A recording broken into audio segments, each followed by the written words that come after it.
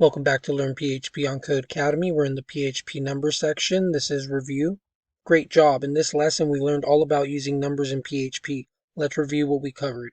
PHP has two number data types, integers and floating point numbers.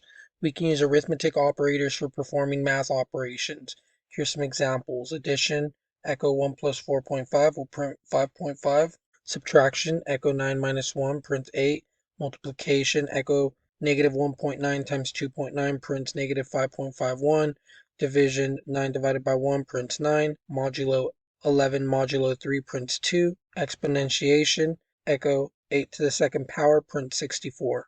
Operations have an order of precedence, meaning that certain types of operations in a chain will be evaluated before others. First evaluated will be any operations wrapped in parentheses, next exponents, then multiplication and division, and finally addition and subtraction. The acronym PEMDAS can be a helpful way of remembering the order.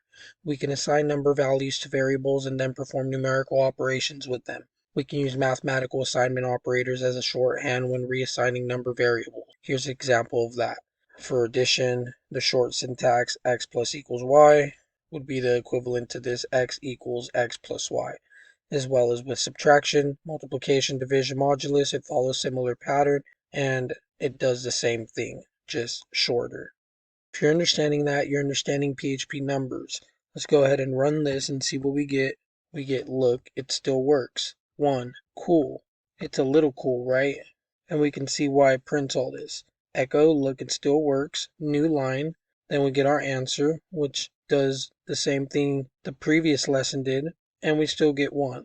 And it prints it out here, with the next string being cool. It's a little cool, right? So you should be able to understand how this code works based on all the previous lessons. If you get it, then you're getting PHP numbers, and I'll see you in the next one.